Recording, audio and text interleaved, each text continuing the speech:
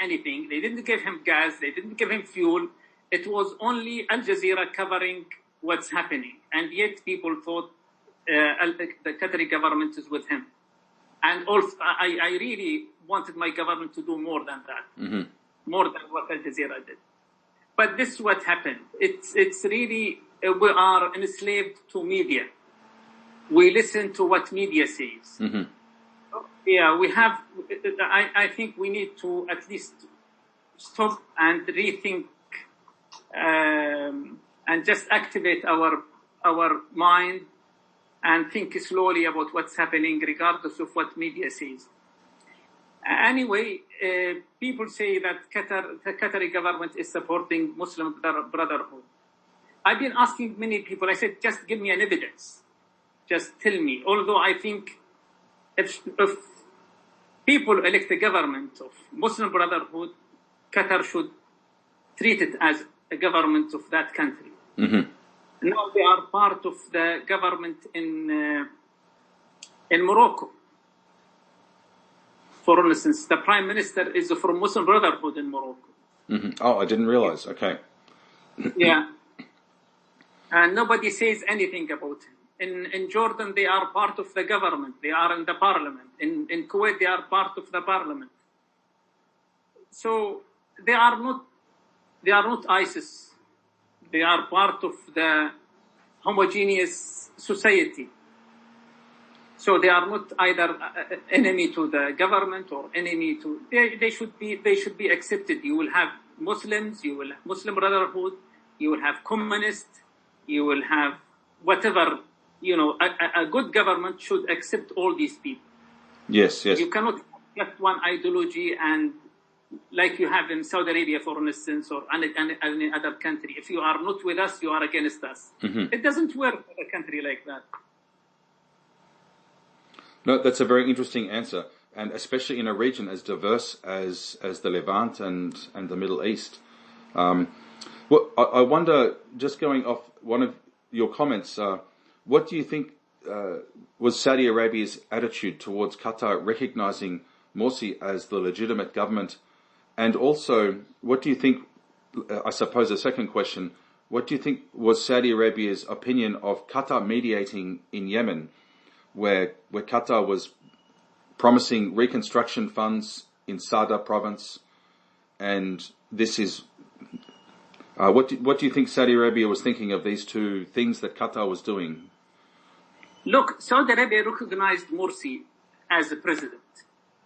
And the first trip that Morsi made outside Egypt was to Saudi Arabia. They recognized him. But they were trying to topple him from the back. So they financed the coup, which is not really very, very nice thing to do. So everybody recognized Morsi. America recognized Morsi. Europe recognized Morsi. But all of them, they were, playing behind to just topple him, which they did eventually. Now regarding Yemen, look, I've been to Yemen like 4 times maybe. In one of these visits, I interviewed Ali Abdullah Saleh, the ex-president of Yemen. Oh, really? That's interesting. Yemen is not a country. It's really a big mistake to say Yemen is a country. Okay. It's just a president with army and militia and tribes. It goes like this. It's not really a proper country. It doesn't have anything else. And that's why with just a small thing that the whole army and the whole government is just fragmented now. Although they have spent too much money on building their army, but there was no proper system to control that army. Many of their officers are not really qualified to be officers. It's only because they are from that tribe or from this tribe. So when this happened, everything was just fragmented. During that time, there were like two strong group in Yemen. Hizb al-Islah, the Islah party, plus Houthis. Houthis were just a small group of people, and people think they are too crazy to do anything serious. A small group of Salafis were opposed, they're fighting them in the mountain, and that's it. Nobody thought the Houthis will have this. During that time, Qatar tried to intervene between Houthis and between Ali Abdullah Saleh. Cool things down.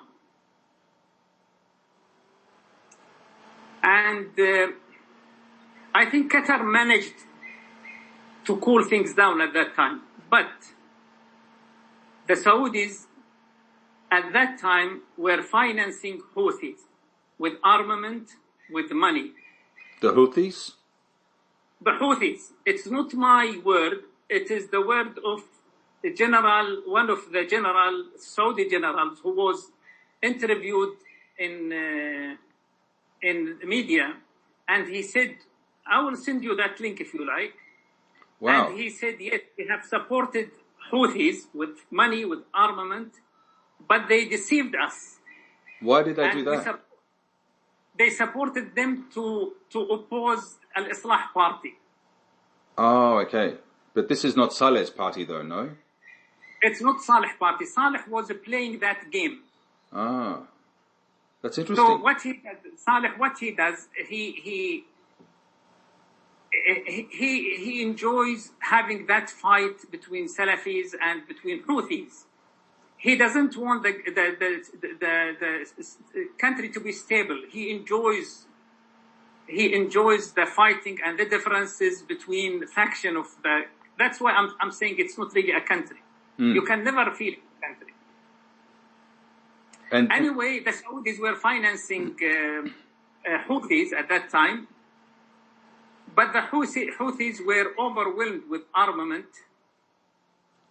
Eventually, they managed to topple the whole government and kill Ali Abdullah Saleh. But I think it's the fault of Saudis. Now, after conciliation between Qatar and Saudi Arabia, I think one of the main tasks will be given to the Qataris is to mediate between Saudi Arabia and Houthis. Oh, you think so? That's going to be very... I think this will happen. You will see it in the news very soon. Oh, wow. Well, that's very interesting to hear this. So, I'm very surprised to hear that, and it's fantastic information for me to hear that. I had no idea that the Saudis were financing the Houthis, and this was at the time of the Qatar's conflict mediation initiative. And do you think that the Saudis were trying to destabilize or sabotage the Qatari conflict mediation? I think, look, the only group of people that was able to bring peace to Yemen and to manage the country is Islah party. Because it's very big, it's well disciplined compared to other factions, and it's huge. Mm-hmm. And this would be no good for Saudi Arabia because Saudis... And that's not good for Saudi Arabia at all. They don't want to see a strong Yemen, for sure. Oh, that's, well, interesting to hear your thoughts and views on this. And of course, we know what's happening in Yemen now. And having lived there myself for 8 months, with some friends in Yemen still, it's what is happening now is quite tragic. But thank you for your answer. I lost my train of thought for a little bit there, sorry. It's okay. Look, one question that came to mind the other day, here it is here. It's a separate question. How do you think Saudi Arabia perceives the Qatar-Turkey relations? People are suggesting Turkey is now a regional player in the Persian Gulf, and they are suggesting that Saudi Arabia is not welcoming of